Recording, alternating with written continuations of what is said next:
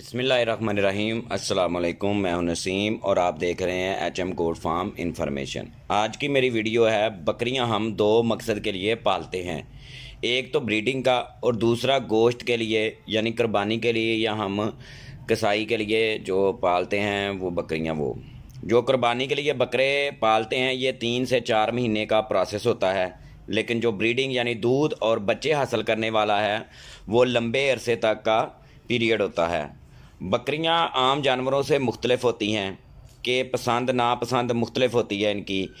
ये आम तौर पर फलीदार या चौड़े पत्तों वाली या गोल पत्ते वाले चारे को ज़्यादा पसंद करती हैं, जिनमें लूसन, बरसीन, हड़वा, जंतर और एप्पल शामिल हैं। और इस तरह के दूसरे चारे भी इनको बहुत ज़्यादा पसंद होते हैं। और दूसरे चारे जैसे कि मकई, चरी, बाजरा, ज्वार, माड़ ग्रास और दूसरी ग्रास वगैरह वो इन्हें इतने पसंद नहीं होते हैं। हमारे यहाँ होता क्या है कि गर्मियों का मौसम ज़्यादा है और जो कि गर्मियों वाले चारे इन्हें इतने पसंद नहीं होते हैं, जिनमें मक्की, चरी, ज्वार वगैरह होते हैं, और ये हम इनको दे नहीं सकते। इसलिए ज़रूरी है कि हम इनकी पसंद की खुराक इनको दें। इसमें एक तो फरबा करना, इसमें हम 8 से 9 महीने का बकरा या छतरा लेते हैं और इसको फिर मुनासिब खुराक देते हैं।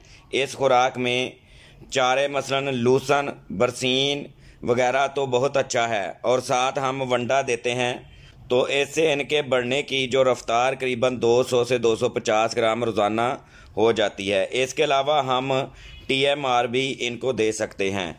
दूसरा तरीका, इसमें हम जो ब्रीडिंग के लिए तैयार करते हैं बच्चों वाली बकरियां या दूध वाली बकरियां, उनमें से इतनी ज़्यादा खुराक नहीं देनी पड़ती है।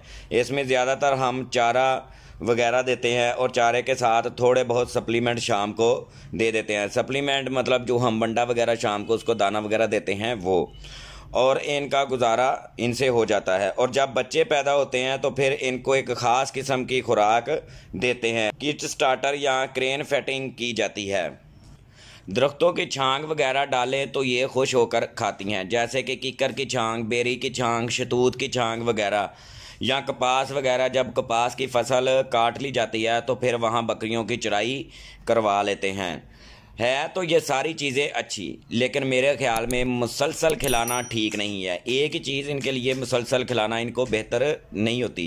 कपास 2 से 4 दिन तक अगर बकरी को खिलाएं तो ठीक है, लेकिन अगर 15 से 20 दिन या महीना इनको खिलाएं ये खुराक मुसलसल, तो ये इनके लिए ठीक नहीं है, क्योंकि इन सारे पौधों में एंटी न्यूट्रिशन होते हैं जो कि मुसलसल खिलाने से चंद दिन बाद जानवरों में ज़ाहिर होना शुरू हो जाते हैं और बीमारियों का सबब बनते हैं। अगर कोशिश करें कि इनको मिक्स चीज़ें खिलाई जाएं, अगर दरख्तों की छलांग भी आपने खिलानी है तो मुख्तलिफ़ दरख्तों की खिलाएं, ये नहीं कि सिर्फ कीकर की खिलाएं। आप इनको कीकर, शतूत, बेरी और इस तरह मुख्तलिफ़ दरख्तों की छलांग इनको खिला सकते हैं। दूसरा एक और तरीका है इनके खिलाने का कि ये अगरचे इतना आम नहीं है, कोई फार्मर इसे अडॉप्ट किया होता है।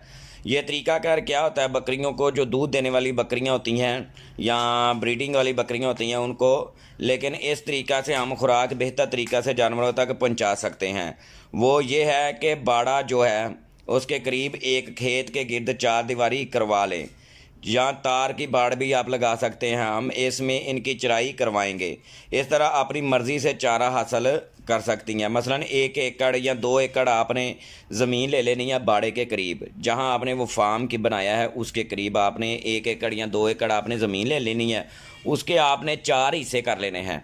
4 हिस्से आपने करने के बाद आपने करना क्या है कि उसमें आपने 4 किस्म के चारे मुख्तलिफ आपने लगा देने हैं। तो लगाने के बाद आप उनके गिर्द बाड़ लगा दें एक, या दीवार बना लें, तो उसमें आपने बकरियों को चराई करवानी है। सुबह आप बकरियों को छोड़ें उसमें और शाम को या सेकंड टाइम ले जाएं। और बेहतर यह भी है कि आप उसमें नमक की डलियां रख लें मुख्तलिफ़ जगहों पर, ताकि उनकी जो नमकियात की कमी है वो भी पूरी हो जाएगी। और अगर बेहतर इससे भी ये है कि आप उस ज़मीन के जो कोने होते हैं चारों साइडों पर, उनके आप दरख्त लगा लें।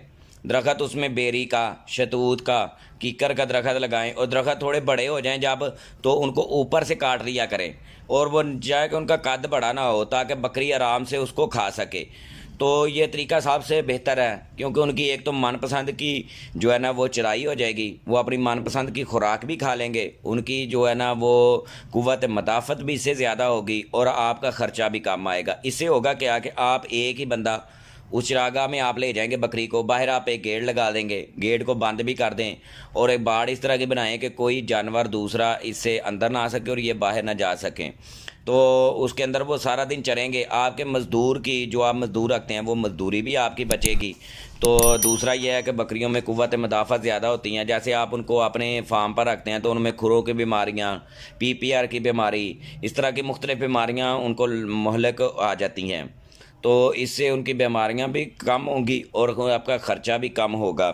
बहुत शुक्रिया मेरी वीडियो देखने का। अगर मेरी वीडियो अच्छी लगी हो तो चैनल को लाइक, सब्सक्राइब और शेयर लाजमी कीजिएगा।